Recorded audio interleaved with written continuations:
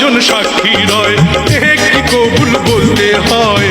হায় আল্লাহ মিলায় যেন দুটি মন, হায় আল্লাহ